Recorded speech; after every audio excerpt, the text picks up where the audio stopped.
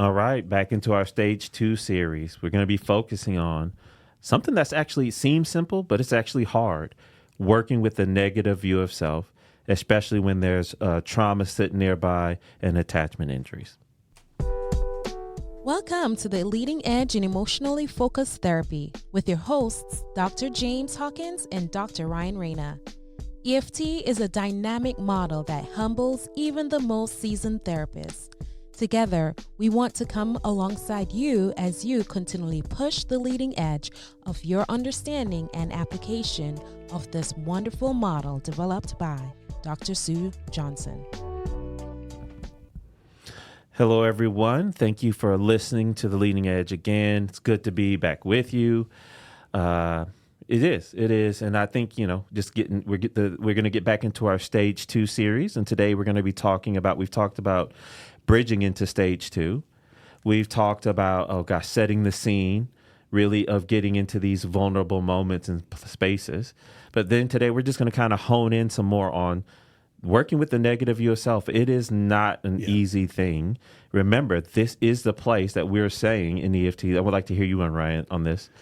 For me, when I say this is the place that has been kind of the negative cycle. Usually this is what it's been kind of protecting against coming true. It's the part of themselves that they don't let be seen that really sometimes, I think for many of my clients, it's what keeps them from reaching. Yeah. I don't reach for you because underneath I'm really afraid that fill in the blank. Right. That's why there's so much protection. There you go. It's one of the main reasons why that, if you get stuck in Stage 1, you're like, how long is this going to take? Mm-hmm. As deep as that negative model of self is how long it's going to take. All right. Let me back up a step though, because we're coming fresh off of our SV Focus Lab. At the time of this recording, we just finished the 2025 SV Focus Lab. And I want to tell you, man, going into that thing, I know we have like 100 and something people. I'm thinking, is this going to be good enough? Leaving that thing, I'm embarrassed I didn't push it harder because it was such a successful event. And the feedback has been off the chart. We did new stuff, experimental. I say new, different iterations, different nuance. Uh-huh. And one of my topics was deepening and heightening and looking at micro expressions and nonverbals and trying to zoom in at looking at what happens for a person in those places. It was really good. We're going to do it again. So mark it down, maybe late September 2026. We'd love to have you join us in person online. Sorry for the commercial. That's all right, Ryan. Seeding it out there early. I appreciate that. Because it really was good. I honestly wouldn't do that if it wasn't that meaningful, but it is worth your time. So, but we're always learning, right? I mean, in my what we called keynote, we did like a couple of hours. Mm-hmm. We did little experiential things with a up close camera on someone's face as the person was sort of being evasive, and then we looked at it again when the person was inviting, and we're picking up, and people in the crowd were like, I've never even thought of that. And I hadn't either at times. So it's interesting how much there is out here to do our best work. So I do want to say one of the things that stood out to me in that lab was just the quality of the people. Yep. The same week we're doing this, there was a very, very widespread murder happening, and our culture kind of blew up on social media. Like the cruelty I was seeing at night, looking at social media before I went to bed, was such a contrast to the quality of people in that room. So that's my thank you today, is just being this high character person that are our listeners, and I just appreciate how much you bring your real heart, the kindness that exists in that community. That matters. That's more important than our skill set. So thank you. Yeah, Ryan, that was a good one. I just want to ditto that one. Yeah. Seriously, I appreciate seeing people who, whatever their views or whether they going on, that they still want to show up and do good on the behalf of humanity. So I second what you said, Ryan. Yeah. All right. And I also want to say on your keynote, I appreciated it. I think you helped me notice something else again about me, and I think that's why it's also good. I'll just say this, make another quick plug. I want to say thank you to the supervisors out there. it was good meeting the supervisors at this SV Focus Lab and hearing just the quality of people they are, the nuanced questions they're asking, how they're fighting for people. But also, I guess it makes me keep thinking about how I've learned is like people outside of me point out something. So your focus on all those micro expressions, I didn't realize I rely on that so much, which is why sometimes telehealth is a struggle for me. Because if my client doesn't have a good camera setup, they take away some of the things that I use to draw kind of my energy from when I don't get to see the watering of the eyes, the little looks that they sometimes do. So anyway, I thought that was a good keynote. And I think that is going to be pertinent to today. So if I'm setting it up right, and help me out here, Ryan, what we're trying to set you up as the listeners right now is you've already been doing the work of kind of getting into the, and I know this, Ryan doesn't do this way, but you're getting into the fray maybe. You're getting into the place where everything they've tried to protect the relationship, to protect themselves, it's failed over and over. And now we're in the place where they're all alone. And now we're trying to get to that place of we're just really putting a light on them and saying, and what do you begin to believe about yourself in this place? What are the messages that come for you here? And while we're saying that's hard, it's one, remember, their nervous system has been doing a very good job of keeping people away from this place, including themselves. So it really is it's a discovery mission because many of our clients, they don't allow themselves to go here. I remember I heard one client, when we're getting into the negative view of self, he would say, James, I always keep something going in my world because the silence is scary to me. I was like, what's scary in that silence? I begin to start being confronted with who I am, or who I believe myself to be in those places. And so what he showed me was he does such an exquisite job of, he can't even show it to his partner because he can't even let himself be with that part of himself.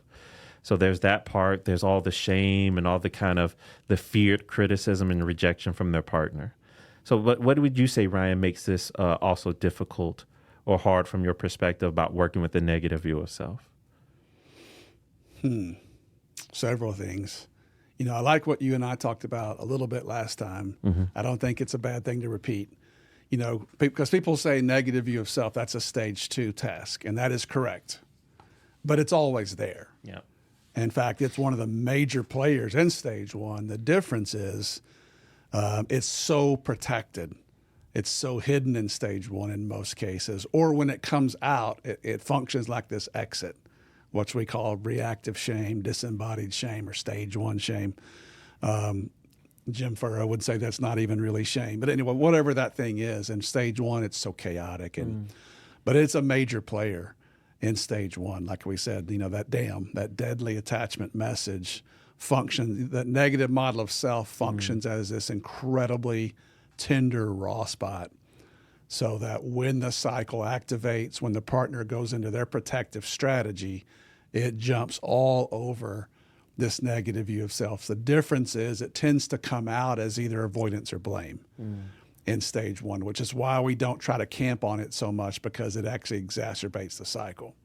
But now that we have that cycle in a de-escalated place, it's still a real challenge here in stage 2, because to get someone to really articulate that these are aspects, or not liking who they are. I mean, that is very, very raw and very, very, very vulnerable, because it's one thing if I admit that I'm afraid and you drop me, but if I admit that I don't feel good about me, here's the 2 or 3 things where I start to turn on myself. This place where I feel gross or ugly or too fat or too skinny. It's amazing how we all have this stuff.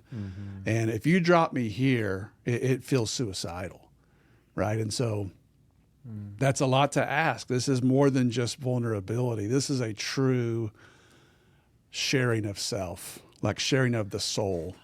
This is a spiritual transaction here, and transaction may not even be a deep enough term. And so just the raw depth of this, and you and I were talking before the break about, a comment that George made, that when he decides to go for working with negative model of self fully, which is stage 2, George likes to reference it, seed it, use it to amplify.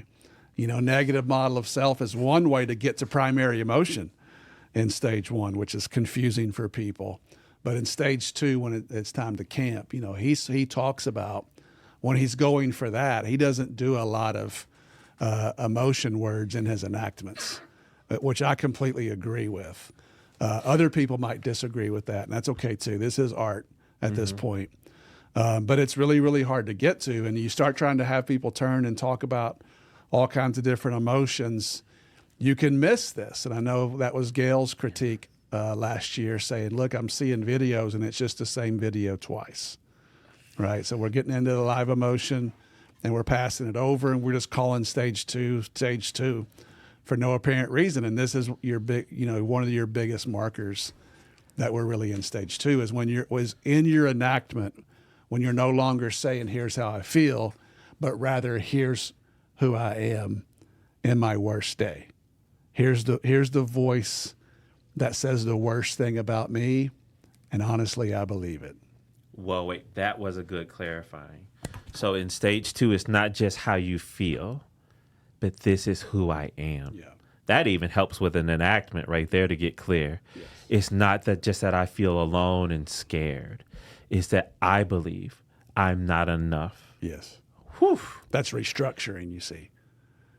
Wow. Whereas just talking about how I feel in a different way is pattern interrupting. So breaking the negative cycle to de-escalate it. But this is restructuring, like, hey, this is the part of me that I always hide.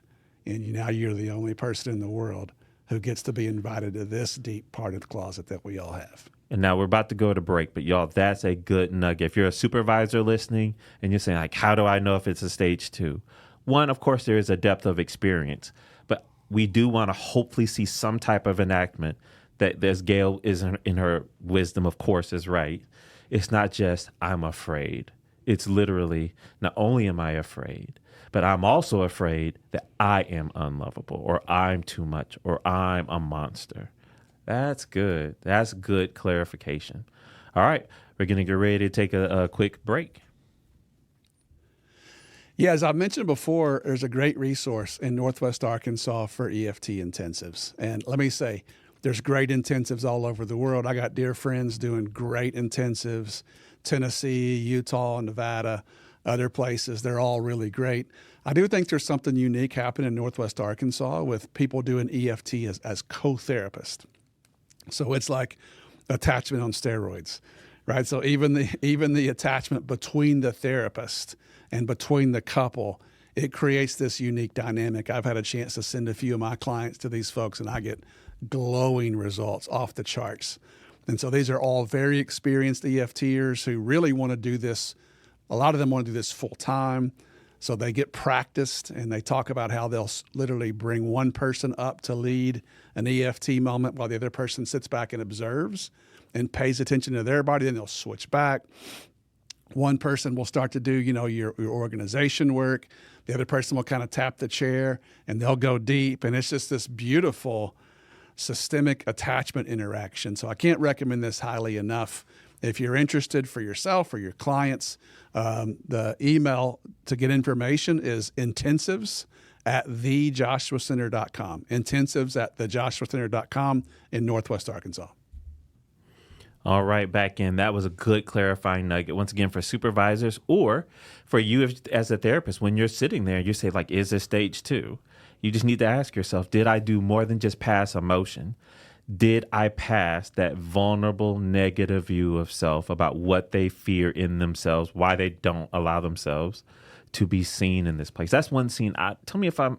That's one thing I've often thought about, Ryan, is I like to use a lot of scene work, and I'll say, so, and what keeps you? Like, if your partner were to look down into this deep, dark pit, what are you afraid they would see if they saw you here in this place? What do you believe they would believe about you? Mm-hmm. That's one approach I've taken to. But the key is... Or what's the worst thing that they might think? Yeah, if they were to see you in this worst of places. Yeah. And then using the George one, because I saw George do this, was good. Not only do you believe they believe it, I'm curious. Do you begin to believe the same thing about you? Do you wonder that maybe they're right? This is actually who I am. And then that's what we want them to turn and share. At times, I even believe that I'm not enough, or I'm the problem that's going to end this relationship, kind of thing. Yeah, I'm fundamentally unlovable. I'm fundamentally flawed and too much and needy, or I'm on the pursuer side, or I'm dirty and gross. Yeah. I don't even want you to come in because I'm so gross. It would get you muddy. Yeah. Right. It's that level of depth, and it's a lot. And I like that you kept saying that word. I know you might not always say that, but I like that it's fundamentally. Yeah. It's not like, in a way, and particularly I think the essence of who I am. There you go. Not just like an experience I'm having. Yeah, exactly. Because think about how scary that must be if you believe that that's the truth of the essence of who you are is this particular thing. No wonder you wouldn't reach and ever let anyone see you here. Yep. No wonder you would not ask for somebody to meet your needs if you believe this is the truth about you. Yeah. You're not even worthy of asking that question. So it's never been an option. At least at times, it's not even an option that comes up for you. Wow. Okay. Yeah, the timing's pretty good for me because I did a mini intensive yesterday just by myself. But we were around this area. And I would say, in the last 3 or 4 years, I think I've improved in this area. That is model of self, working model of self, negative model of self, view of self. We're talking about the same thing there. Is that emotion or is that meaning? And my answer is yes. I think it's both. I agree. I really do. And I think it behooves us, actually stage 1 and in stage 2, to learn to linger with identity messages, view of self messages, very similar to how we deepen and heighten emotion. Okay. So like yesterday, I took 8 passes to get into almost like a new acronym, MNMOS. I'm being facetious there. Don't write that down, but I do think it's important. What is the most negative model of self? What is the very darkest message the voice tells you? Right. And so with my client yesterday, the first 2 or 3 were like, yeah, I can see how that's painful. But as I lingered and reflected and validated, it got worse and worse and worse. It got into like death level. I mean, you can tell this person's been in some hard places. And frankly, most people have. Yeah. Especially if they've been in a cycle for 7+ years. I mean, how do we make sense in the darkest places in the corner of our world? How do we make sense that the person who's supposed to love me the most doesn't? You can only blame your partners for so long. Yep. Before and you turn on yourself. It's just human nature to do that, or at least question yourself. Yeah. And so to linger with that, to make sure that we have that kind of excavation and that the emotion's online and we have the most negative thing that they experience is really what we're trying to do in this moment. That's good, Ryan. I was in an intensive and we got around the negative view of self, and the client had walked with me into it, but when it was time to turn and share it, it's an old video I used to watch with Ryan when we would travel on the road. So we used to always say, "Pinky don't like it." That's right. Sorry, you have to book me and Ryan to come for a training to get the full context of that joke. True. But the point of it is, Pulaski County Animal Shelter. There you go, Ryan guy. So it was a cat that they were trying to kind of rehome in a way, and the guy was trying to bring the cat out and say like, "Hey, Pinky's a good cat," and this and that. But Pinky didn't like that moment, and Pinky's nervous system just freaked out. And that's exactly what happened to this pursuer when I tried to get them to share their negative view of self. And it was a rough one, right? It was one of the roughest moments I've had. And I'm glad I had a co-therapist in that intensive with me. There you go. But I'll say it hit a point where I just had to say to the person, "Hey, I'm sorry. I just kind of followed you into this place, and you showed me where the cycle gets really bad for you. And what I wanted to help you with is to give you a chance to see if your partner can accept you in that place, because you've always been wondering, can my partner hold this kind of space with me? And if you can't do that right now, I completely understand it. But I do want to come back to it because I don't want to have to keep leaving you wonder that every time this part of the cycle comes up, I don't want your mind and body to have to always wonder, but could they? Would they?" So we can take a moment. We'll circle back around to this, but that's why I'm trying to go there. And so that person just made me explain my intent about why do we do this, Because if you don't, if that negative working model of self never gets challenged by an opportunity to receive acceptance, hint, hint, that's going to be where our next podcast goes, is working with acceptance, then they will always have to live with the fear and keep their partner away from it, because they never get going what to what Ryan says. It's restructuring, because now the fear I had just got new evidence that maybe they can. The first time, is it going to rewrite it right away? No. That's why we stay there and we do it multiple times over and over and over until their body has a reasonable enough kind of, yeah, I believe that if given the opportunity, my partner could show up here for me. Mm-hmm. I don't know. What do you think about just some of that wording there? And I like it's perfect. I mean, I'm on a slightly different channel here, just tracking with you, but sort of parallel with you. Mm-hmm. I think in stage one. Oh yeah. In stage one, the question why is very dangerous. Mm-hmm. Like, I don't want to go source all the reasons for this experience, because that's going to take us out of the experience. That's going to be an exit. In stage two, though, ironically, I don't want to ask a lot of questions about why, but now we're slow enough and we have enough space. It's not a bad idea to go source this. And these horrible negative view of selves, where do they come from? Yeah. And so now sometimes it is helpful to use questions like, tell me the very first time, you got this message. I'm not saying you can never use that in stage one, but oftentimes it's just going a little fast. Yeah. But in stage two, it's important, because negative view of self often comes from trauma memories. There we go. It often comes from that very difficult parent who was over the top, not helpful, or abandoned us. Attachment injury. Right, that affair that happened in year number 2, when now I've been in a relationship 31 years. And so I just had to lock that down. I had to lock this place out, disown my needs, disown these hopeful, romantic, sweet, inner child kind of, I had to get rid of that and lock that up somewhere to survive this trauma, this relational trauma, this abandonment wounds. Too many losses in my growing up years, humiliation, family of origin, toxic traits. Like, that's how these negative view of selves, it's like they germinate over decades. And by the time they're in our office, in stage one, they're firing off protective strategies.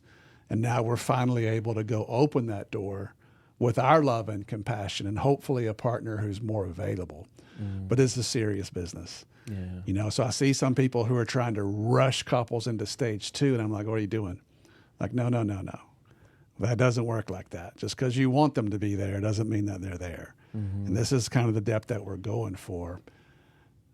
So for me, I did 2 things in my training, that I did dozens and dozens and dozens and rounds of externship, and then especially in core skills. And I made 2 trips. I don't even want to tell you how much time and money I spent trying to refine understanding of EFT. And one was the story I went with Gail Palmer about the pursuer who attacked me, and learning to just be a clarifier and relax when it's that bad. That was one trip I took. And then I took another trip to train with George Fowler before I even really knew him that well, and Karen Junta, who's a supervisor out of Connecticut. And because what I wanted to know was, at what step do you do attachment injuries?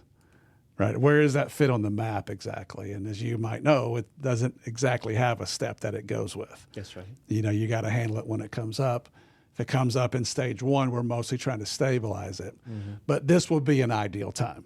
Yeah. It's kind of that step 5B, right? So along with negative view of self, now that we have this safety, this will be an ideal time to go do very focused work on a memory, to open a memory of attachment injury. And the negative view of self will be before, in, and after these injuries. They're going to be all around it, in other words, in these memories. And so doing your trauma work, this is our deepest intrapsychic step. I want to know all the ways life has hurt you. I want to be with where you lost your confidence, where you had to disown your own needs, disown these parts of you to survive something that was really, really painful, because that is very adaptive, right? And I'm so glad you could shut this off and survive. And yet now, we have walls so big that we can't get love into you. And so this dismantling these bricks in the wall is a serious process, and it takes time and depth. Wow. Man, do you have any more practical points on a negative view of self, Ryan, before we close out? I just want to reiterate, linger. Don't think just the first time you get there, you're like, okay, that's it. Like, I really want to make sure you have the worst one in stage 2. Linger and stay there. That's right. Hovering around that negative view of self, the thing that they, not only that they just feel, we're not just lingering in the fear. We will find the fear, but we need to look for the negative view of self of themselves that probably sits right in the midst or right underneath that fear. Yeah, I would just add, and it needs to show up in your enactment. Yes. Okay. Yes. That's what we're passing. We're not just passing the fear. That's right. We're passing the fear is that you think I'm gross. Or, I'm sorry, excuse me, I said that wrong. Edit that out. We don't have an editor. Not just passing fear. What I mean to say is I'm afraid because I see myself as gross. Right. Ooh. And so that needs to show up in your enactment. And then just a little nuance there. Be ready for the caregiving response, which usually more times than not is helpful in stage 2. Mm-hmm. But sometimes the caregiver wants to talk them out of it. Yep. Which is well intended, but the cycle can use it. Yep. So I really want to help that caregiver just make comfort contact. Just like I'm so glad you told me I want to be here. Yep. Right. I want the comfort contact. And then after we kind of finish the mission, body in, body out, people taking a deep breath, we're starting to move towards what was that like for you. Then I want to offer that caregiver to say, I know you want to be there with your partner when it gets that dark. What do you wish they could hold on to? How do you see them? So we can add this encouragement and this positivity and this, PVOS, positive view of self, right? Or positive view of other at that point, PVU. But I want to be careful. The timing's important. Yeah. Because if someone says, no, you're not bad, you're good. I do want to hear that eventually. But when it's in a raw place, what I'm mostly looking for is little Jimmy to get picked up. That's right. Someone to solace him. So I think that's an important aspect of step 5. 100%. And I think also it matters because if all you keep saying, no, you're good, here's an inadvertent, you tell me if I'm way off here, Ryan, all you keep reinforcing to me is I've got to be good to be lovable. Yeah. And if there is any part of me that's off, I better fix it before I let you see it. Yeah. So if you can say, I remember one pursuer, she did a great job. Her withdrawal was like, I'm afraid that, in my emotional, like I feel like I'm emotionally incompetent and that's hurt you. She's like, she didn't try and talk him out. She said, yeah, there have been times when that hurt me. Mm-hmm. And I know it. And yes, I still love you. Mm-hmm. Nice. Because it was acceptance of the negative view of self. Now, she's not saying that stay there, but he revealed what he thought made him unlovable. And she's like, yeah, I can work with that. Yeah. But he didn't believe that. He believes like, I got to find some way to get better to become lovable kind of idea. Yeah. So anyway. I think back to the SV Focus Lab, I showed 2 videos, one of mine and one of Leanne's. So thank you, Leanne, if you listen to this. But I showed a female do a negative view of self as a second pass. It was one of your former clients, right? And she got into feeling so broken. And as she continued to share, first of all, the partner stopped everything else they were doing, turned in their chair and did a 2-hand hold, right? And so then she says, I'm just like this broken little girl, just shards of myself are left. And she was saying it rhetorically, who would even want that? And it was beautiful attunement because the partner goes, me. And there was a certainty in that response. There was a strength about I can handle this. I'm coming to find you. You're no longer going to get left in this negative view of self by yourself. Yeah. And that's that restructuring we're looking for. That's a segue to episodes we got coming up, right? How do you promote acceptance, that strong, attuned response from the partner? But I would just say the deeper the negative view of self, the stronger the caregiving response. So yet another reason to go and stay deeper. Make sure we have the worst negative view of self. All right, y'all. Thank you so much for being on the leading edge with us and pushing our leading edge so we can help you push your leading edge so you can help your clients grow and have success and vulnerability on their leading edge. Appreciate you. Thank you for listening. We hope this experience helps you push the leading edge in your work to help people connect with themselves and with each other. Please subscribe to our podcast and leave us a 5-star review. You can contact us at pushtheleadingedge@gmail.com, and you can follow us on our Facebook page at Push the Leading Edge. You can follow Ryan on Facebook at Ryan Rana Professional Training and on his website, ryanranatraining.com. You can follow James on Facebook and Instagram at DocHawkLPC. You can also check out his website, dochawklpc.com.